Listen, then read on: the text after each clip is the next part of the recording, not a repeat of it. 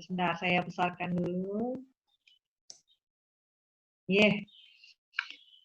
Kita sudah, Pak, saya lanjutkan tadi ya.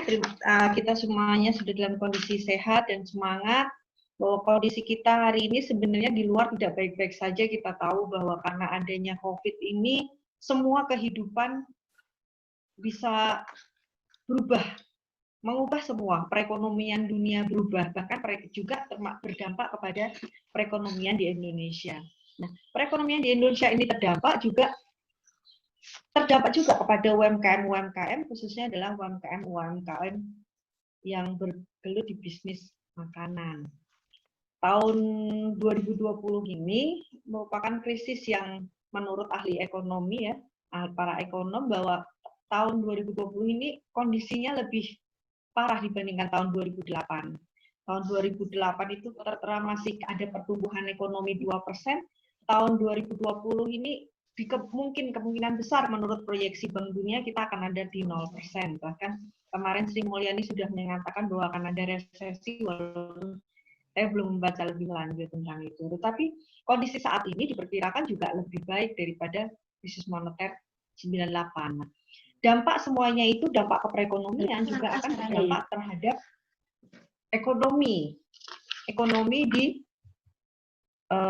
UMKM juga. Nah, pemerintah juga berupaya karena UMKM ini adalah UMKM atau bisnis boga, bisnis makanan, bisnis apapun, itu adalah bisnis yang mendukung pada saat semua krisis terjadi tahun 98, 2008, dan tahun 2020 ini. Oleh karena itu, maka ada banyak sekali pendampingan yang dikhususkan kepada bisnis-bisnis tersebut. Nah, pendampingan tersebut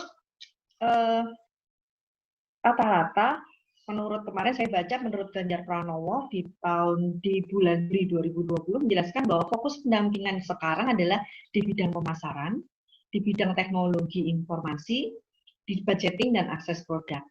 Hari ini insya Allah saya akan berbicara tentang pemasaran, nanti saya juga akan berbicara tentang budgeting, tapi nanti yang kali ini saya akan dulu tentang pemasaran. Nah, pemasaran hari ini saya akan sampaikan adalah apa itu definisi pemasaran sendiri, karena kita masih banyak yang rancu antara apa itu pemasaran dan apa itu penjualan ya, apa itu marketing dan apa itu sales. Kemudian Rina, mohon izin Ibu, ya? Untuk screen-nya belum tertampil, atau Padahal Intan saya bisa sudah, bantu? Tidak. Intan bisa saya bantu sudah untuk masuk. Start screen-nya Bu, dari sini saja. Ya, silahkan Mbak. Ya, karena tidak tertampil. Tidak tertampil ya? Padahal di saya tertampil. Monggo. Iya, Ibu. Ini, udah tampil ya? Sudah Ibu, monggo silahkan dilanjutkan. Sampai mana ya? Saya malah nggak tertampil di saya. Oh, di Ibu nggak tertampil? Ya. Ya, saya langsung aja Mbak, langsung ke definisi pemasaran. Saya lanjut, mungkin saya nggak tertampil di saya nggak terlihat. Cuma nanti saya lanjutkan aja ke apa itu manajemen pemasaran, apa itu strategi gitu Mbak Intan yang tolong. Jadi Ibu, nanti Intan yang akan menekskan. Ya, Oke. Manajemen pemasaran itu adalah pengelolaan pemasaran yang berhubungan dengan fungsi organisasi, serangkaian proses untuk menciptakan, mengkomunikasikan, memberikan nilai kepada pelanggan, dan mengelola hubungan ke pelanggan. Jadi, kalau dari pengertian American Marketing Association ini, bahwa pemasaran itu sangat luas. Nah, kalau kita membahas tentang pemasaran, pasti kita akan larinya ke strategi, karena kita nanti akan lebih membahas ke aplikasinya pemasaran di dalam bidang makanan ya. Nah, strategi pemasaran itu sendiri apa? Bisa ya Mbak, next ya Mbak ya. Nah, strategi pemasaran itu adalah rencana keseluruhan bisnis untuk mengubah calon konsumen yang potensial. Jadi calon konsumen potensial. Dalam artian belum menjadi konsumen untuk menjadi orang yang menikmati produk kita. Nah, itu tugas dari pemasaran. Atau ada yang lain menyebutkan bahwa seluruh program pemasaran yang memulai membidik dari siapa target kita, apa yang akan kita buat nanti menarik dari produk kita, sampai bagaimana menjalin hubungan dengan konsumen kita. Kemudian masuk juga ke bagaimana membuat produk itu unggul di apa dengan Karena benar nggak kecil ya. suaranya nggak kedengeran di marketing mix. Ya, nanti akan lebih lanjut dibahas. Nah, kenapa strategi pemasaran itu penting? Kenapa strategi pemasaran itu penting? Ada Bu beberapa Rina, hal. keras suaranya biar lebih kedengaran. Ini banyak yang komen nih, kurang keras suaranya. Gimana? Suaranya dikeraskan sedikit. Banyak yang komen suaranya kurang terdengar dengan itu, Bu. Katanya kecil suaranya Bu Rina. Coba didekatkan atau bagaimana? Oh, gitu. Suaranya tidak terdengar, Mbak Intan? Terdengar, Ibu. Terdengar. Iya, ini Terdengar, dari ada komen yang masuk kurang terdengar itu. Ya, ya, saya monggo. lanjutkan. Mungkin di kendala mungkin di tempat Oh mereka. iya, bisa juga ya. Ya, Ya, monggo benar terus. Ya, di screen selanjutnya ya Mbak, mengapa perlu strategi pemasaran? Oke, saya tidak tertampil di sini, cuma saya mulai. Nanti mohon maaf, nanti ada materi yang bisa di-download dari Mbak Intan nanti, nggih. Nah, mengapa strategi itu perlu? Pemasaran itu perlu karena supaya kita tahu konsumen itu tahu produk apa yang kita jual. Kalau mereka sudah tahu, maka mereka akan tertarik melihat, kemudian berusaha untuk mengetahui, untuk mengenal. Nah, dari situ yang kedua, strategi itu adalah bagaimana supaya konsumen itu memahami apa yang kita jual. Itu perlu ada strategi di situ, karena tadi strategi adalah bagaimana mengenal konsumen, bagaimana mentarget konsumen, kemudian bagaimana ada strategi pembauran pemasaran di situ. Setelah konsumen paham, yang selanjutnya keuntungan dari strategi pemasaran adalah konsumen itu kita tahu siapa yang target yang akan kita ketahui, akan kita bidik. Jadi setelah kita mensegmenkan pasar, memilah-milah pasar berdasarkan demografinya, berdasarkan levelnya, kemudian kita mentarget siapa pasar kita. Setelah kita melihat mentarget pasar kita, maka selanjutnya adalah bagaimana tool apa yang kita gunakan untuk mendekati mereka. Karena tool itu juga banyak sekali, nanti akan saya bahas di belakang. Tool itu ada offline, ada online. Pada masa seperti pandemi ini, tool online betul-betul sedang booming ya. Nanti kita bahas di belakang. Nah, strategi pemasaran itu manfaatnya yang lain adalah apa? Itu menyesuaikan anggaran. Karena pemasaran itu juga membutuhkan anggaran besar, bukan lagi anggaran yang kecil, tetapi membutuhkan anggaran. Dari situ nanti kita akan mengetahui berapa anggaran yang kita butuhkan. Jadi strategi pemasaran itu sangat penting dalam sebuah bisnis. Bahkan disebutkan, next Mbak Intan, bahwa proses pemasaran itu adalah proses besar, mulai sebelum produksi dimulai, dan tidak berakhir hanya pada saat terjadi transaksi jual dan beli.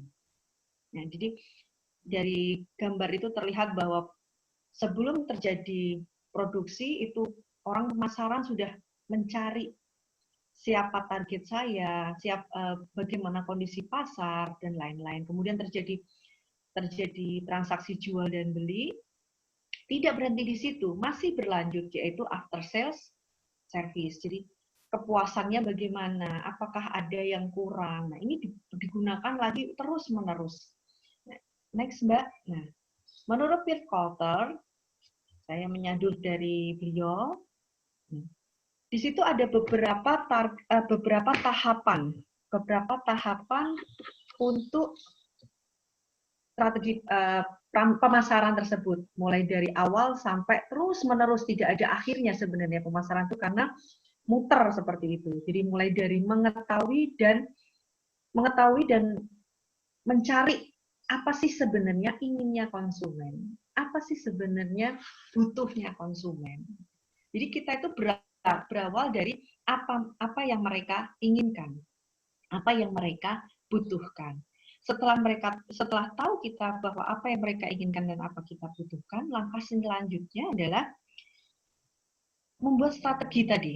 Siapa target kita, bagaimana mendekati mereka, apa tools yang kita dapatkan, tools yang kita pakai, sampai ke bagaimana mengeluarkan value dari usaha kita, membuat usaha itu atau produk kita itu mempunyai nilai yang lebih.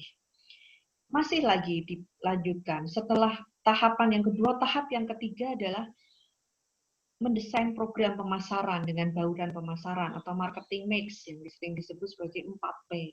Bagaimana, apakah kita unggulkan dalam produknya, apakah kita unggulkan dalam promosinya, apakah kita unggulkan dalam place-nya atau tempatnya, ataukah kita juga bisa masukkan lagi ke promotion-nya, bagaimana promotion-nya.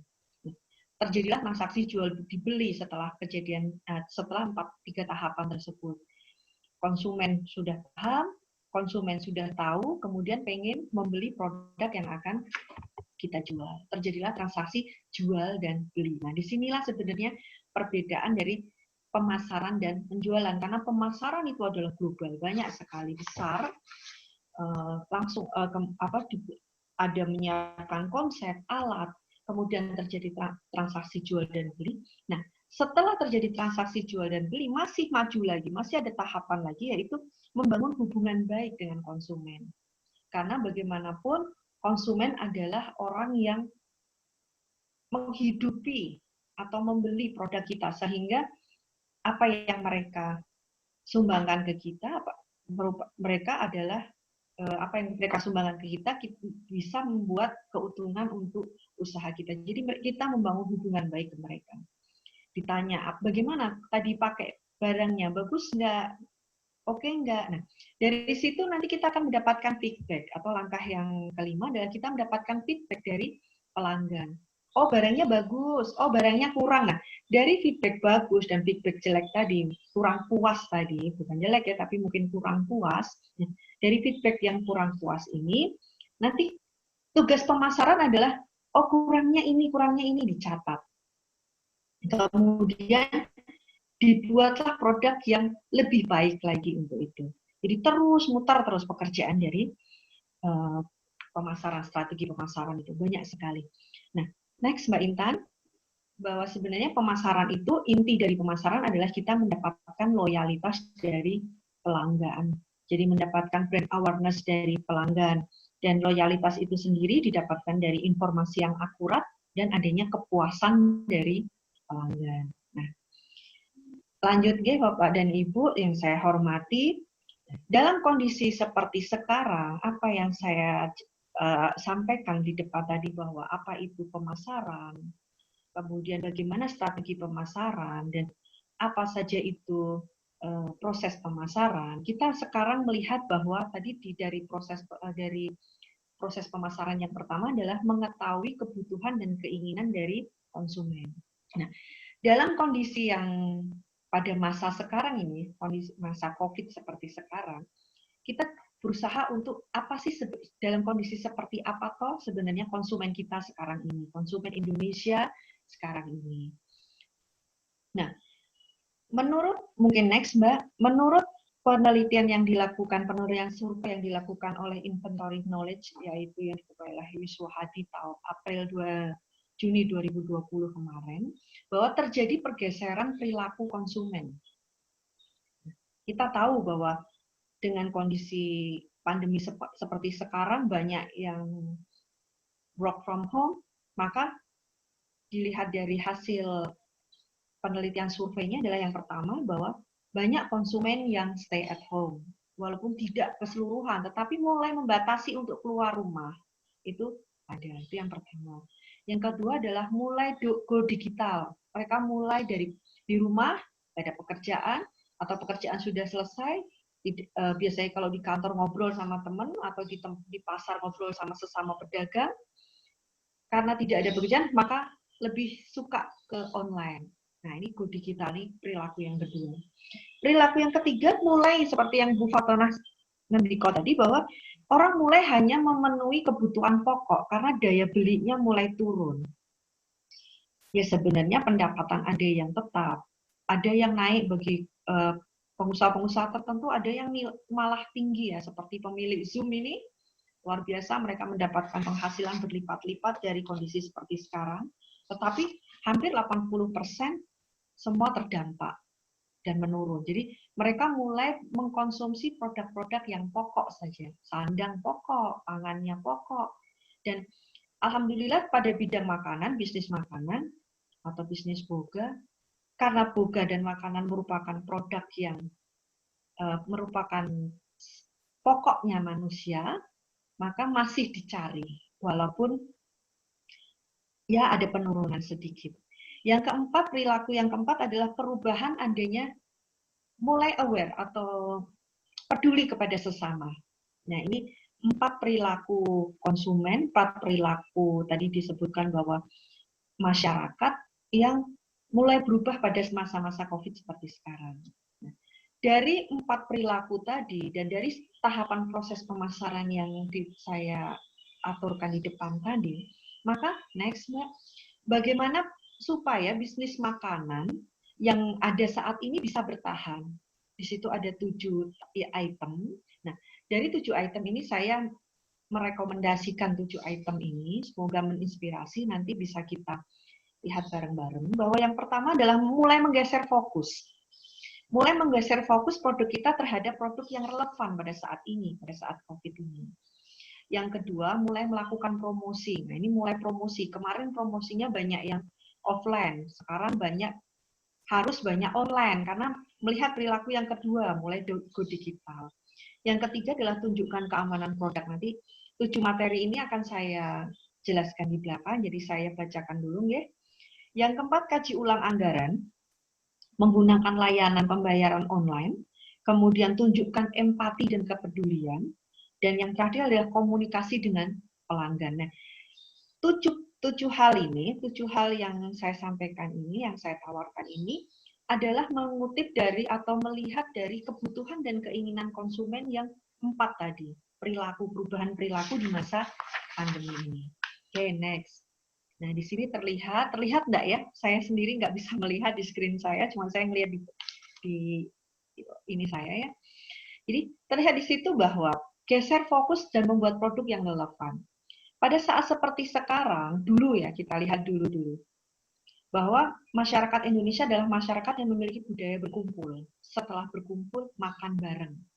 Karena adanya budaya tersebut, maka banyak sekali bermunculan rumah makan, mulai dari kaki lima, mulai dari kafe kecil, sampai rumah makan besar. Ya.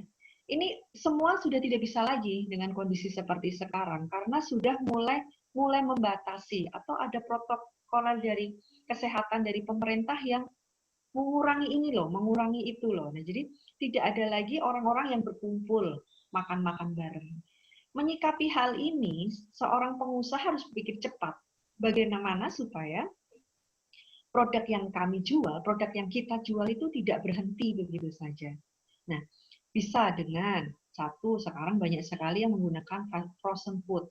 Jadi mengolah makanannya jadi frozen food kemudian ditawarkan kepada konsumen. Yang kedua, bisa juga dengan makanan yang diolah tadi sudah jadi buat personal dijual kepada konsumen. Jadi mengurangi sedikit reaksi dengan sedikit ketemuan dengan orang, maka dibuat makanan-makanan personal yang bisa dibawa pulang. Next, misalnya seperti kita budaya ngopi. Orang Indonesia nggak ada yang nggak ngopi deh kayaknya. Kalau yang nggak ngopi ya mungkin ada sedikit di asam lambungnya mungkin. Nah, budaya ngopi, kopi kecil-kecil setiap daerah banyak sekali warung kopi di sana. Nah, sekarang tidak diperbolehkan lagi. Nah, apa yang dilakukan? Mulai membungkus produk tersebut dalam kemasan yang besar. Dalam kemasan yang besar, dalam artian bisa dibawa pulang untuk keluarga. Karena dengan kondisi tadi, perilaku konsumen yang sekarang yang banyak bekerja dari rumah, atau banyak berkumpul di rumah, mereka lebih banyak ya jadi family man lah sekarang ini. Jadi beli produk banyak bawa pulang, nanti diangetin di rumah, dimakan bareng-bareng. Nah, ini yang harus kita sikapi sebagai seorang pengusaha makanan. Kita harus menyikapi dengan hal itu. Jadi dalam kondisi krisis, sekarang ini adalah krisis. Tidak bisa kita pungkiri karena tidak ada pergerakan ekonominya mulai stuck gitu ya. Dan diperkirakan proyeksi dari Bank Dunia, dari IMF, dari ekonomi Indonesia itu ada yang mengatakan 0%, ada yang mengatakan minus, dan lain-lain. Nah, kita harus menurunkan juga gengsi dari usaha kita.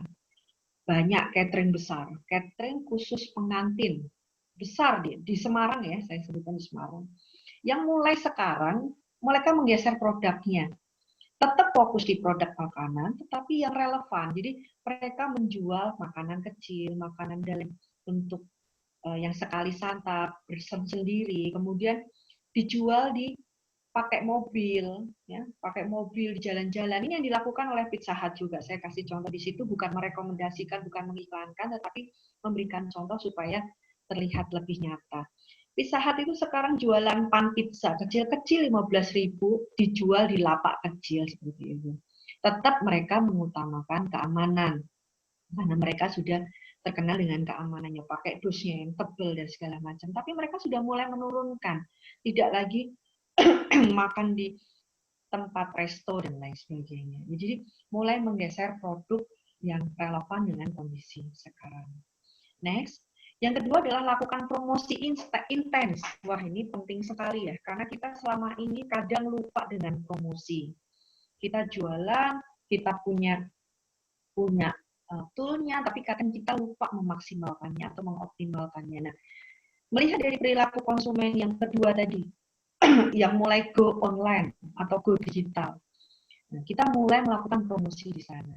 Yang kita bisa gunakan adalah dengan peduli ke sesama, kita lakukan adalah free delivery. Jadi beli makan di saya atau beli produk di saya, antarnya gratis. Atau kita bisa beli satu dapat satu. Ada yang nanya kemarin di chat sebelum acara ini dimulai, kan ada pertanyaan-pertanyaan. Apakah kalau beli satu dapat satu itu nanti mengurangi keuntungan? Ya pastinya ada pengurangan keuntungan di situ. Tetapi asal tidak kurang dari harga pokok penjualan ditambah keuntungan yang diharapkan, tidak masalah. Yang penting kita bermain volume di situ. Volume semakin besar, pengalinya semakin besar, keuntungan kita tetap kita dapat. Jadi kita bisa lakukan promosi buy one get one, atau kita promosi free delivery, atau kita promosi dengan cara bekerja sama dengan jejaring. Lanjut, Mbak Intan. Yang ketiga adalah tunjukkan keamanan produk. Nah, seperti yang sudah saya aturkan tadi di depan, bahwa kita dalam kondisi corona seperti sekarang, tadi makanan sehat yang sudah disampaikan oleh Bu Fatona, semua itu butuh sehat. Mereka mulai aware, mulai mereka sadar tentang saya itu butuh sehat. Makanan perlu yang saya konsumsi adalah sehat. Makanan yang menyebabkan saya sehat. Makanan yang bisa menguatkan imun saya. Jadi dengan perilaku yang seperti itu, perilaku konsumen seperti itu, maka yang kita lakukan sebagai seorang pengusaha adalah menunjukkan keamanan produk kita supaya mereka yakin, supaya mereka tidak was-was, atau kalaupun membeli tidak ada rasa takut seperti itu. Nah, bisa kita buat packingnya yang bagus, yang kuat, atau bisa juga kita buat seperti yang dilakukan, kita bisa menyadur ya, hal yang dilakukan oleh coffee shop besar di Semarang yang ada di mall. Mereka bekerja sama dengan biro pelayanan mengantar makanan. Mereka tuh menggunakan kecil. Jadi kalau ada produk, kita beli produk mereka, ada kecil sedikit gitu tulisannya adalah diterima oleh kasir siapa namanya, suhu badan berapa.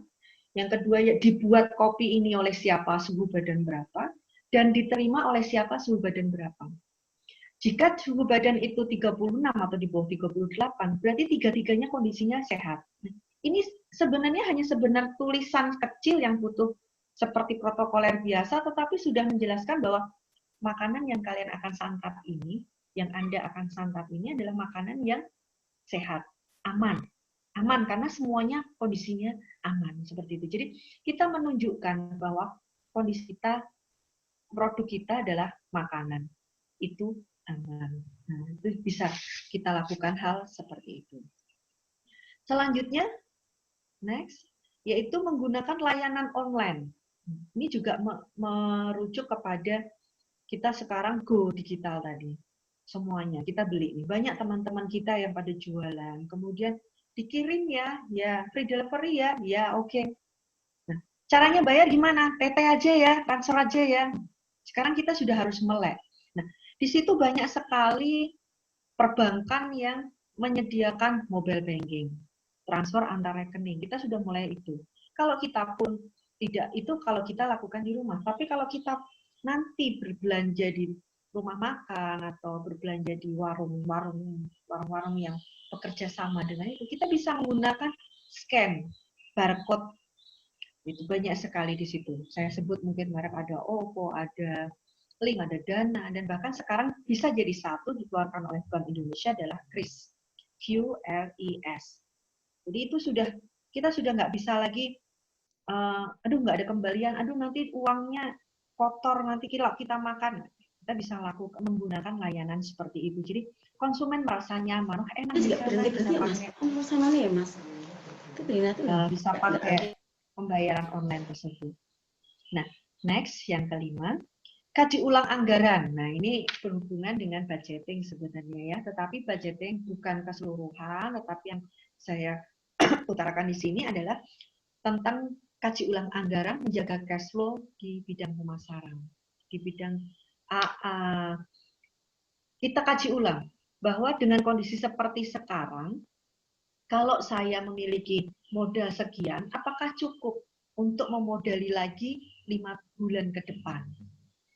Kalau financial planner itu mengatakan bahwa uang sekarang bisa saya pakai lagi untuk menghidupi produk usaha saya itu selama minimal 4-5 bulan ke depan.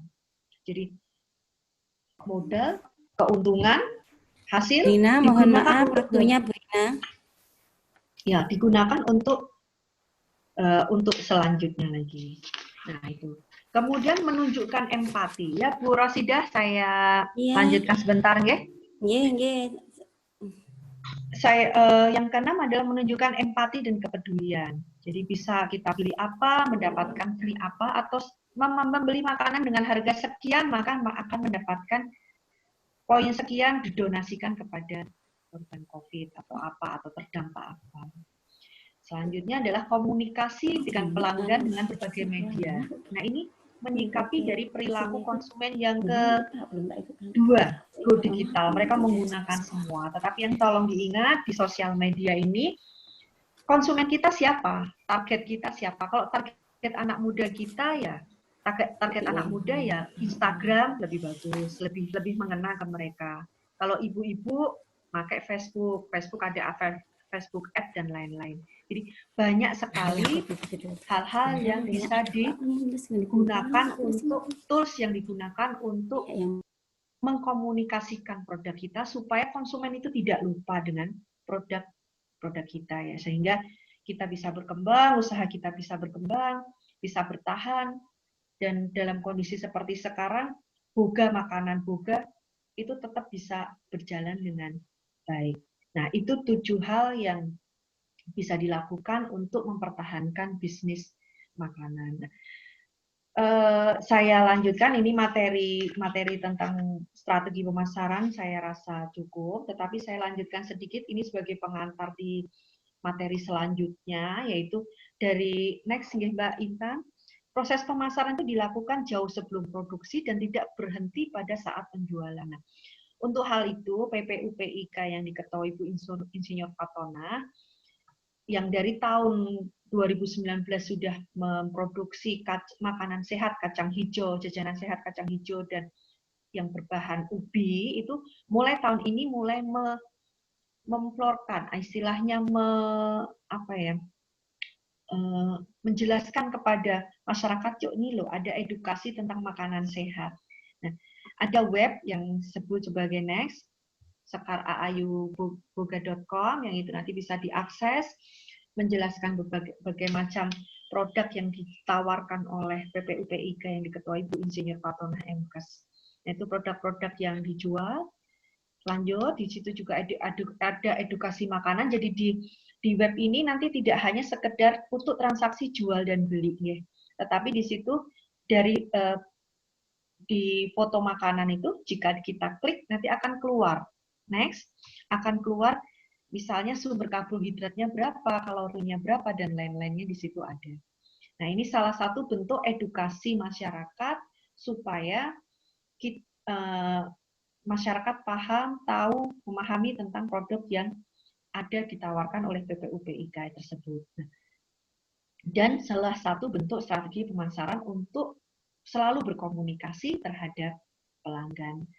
Terima kasih sudah apa yang saya sampaikan ini semoga menambah wawasan dan dapat menginspirasi.